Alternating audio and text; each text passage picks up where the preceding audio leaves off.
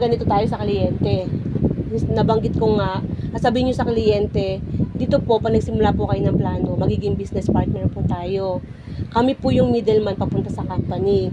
Huwag nyo pong isipin na kumuha kayo, kumita kami sa inyo, na commission kami. Hindi po ganito. Ang nangyayari po, kayo po kumuha ng insurance para sa pamilya nyo dahil may mga nakadepend sa inyo.